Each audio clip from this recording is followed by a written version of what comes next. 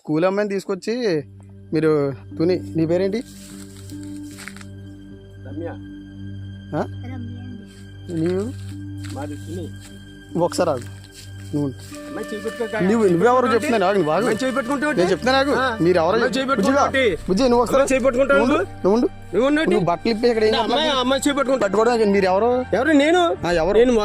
Municipality council నేను ఎక్కడ municipality council నేను మున్సిపాలిటీ కౌన్సిలర్ ఇలా తీసుకొచ్చి తోటలో తీసుకొచ్చి అమ్మాయిని పాడు చేస్తున్నావా పాడు చేస్తాం అమ్మాయి బాత్రూమ్ కూర్చుందంటే అమ్మాయి ఏంటి అమ్మాయి చేపట్టుకుంటాను మరి ఎవరో నువ్వు తెలియకుండా నువ్వు పట్టుకో నువ్వు ఏం చేస్తున్నావు అమ్మాయి బట్టలు ఏం చేస్తున్నావు చెప్పు నువ్వు చేపట్టుకో మాట చెప్తున్నాను అమ్మాయి బట్టలు ఇప్పుడు నేను చెప్తాను పోలీసులకు ఫోన్ చేస్తే కానీ బుజ్జిగా నువ్వు బయట రా బుజ్జి మీరు చిన్నపిల్లలు తీసుకొచ్చి ఏం చేస్తున్నారు ఇక్కడ తోటలోకి మీకు ఎక్కడ మీరు అడ్రస్ అయితే ఏ ఊరు మీది ఏ ఊరు చెప్పు తుని ఏ ఊరు తుని అది ఎర్రపేట ఎస్సీఓలు ఏంటి బుజ్జి ఎస్సీఓలు మళ్ళీ బుజ్జి అంటే ఏమండి మీరు ఎస్సీఓలే కరెక్టే ఆమె పెట్టుకుంటాను నువ్వు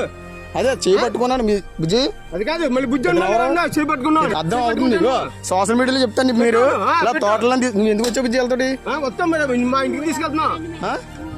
మొన్న వచ్చావు ఇచ్చాడు అమ్మ వచ్చిందా ఒకసారి మొన్న మీరు రాలేదు అక్కడికి మీరు ఏ స్కూల్ నువ్వు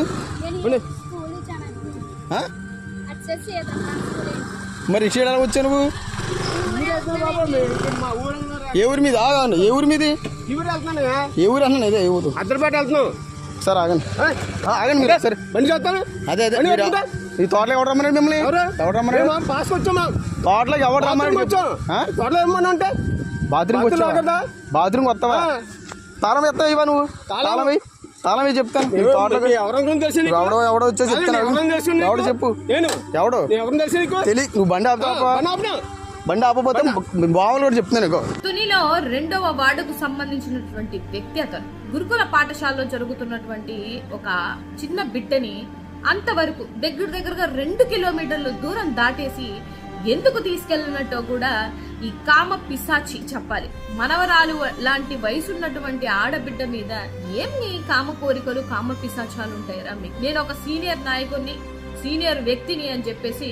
చెప్పుకుంటున్నాడు. ఎందుకు ఈ విషయం చెప్తున్నానంటే ఇప్పటికి 2 స్టేషన్లు మార్చారు ఈ బాబు గారిని కాపాడడానికి. సిగ్గు లేకుండా ఒక ఆడబిడ్డని ఇంత పైశాచికంగా వాడు చేసిన దాన్ని సమర్థించుకుంటూ మళ్ళీ 2 స్టేషన్లు మారుస్తారా? ఏం న్యాయం అండి? ఎక్కడ న్యాయం ఉంది?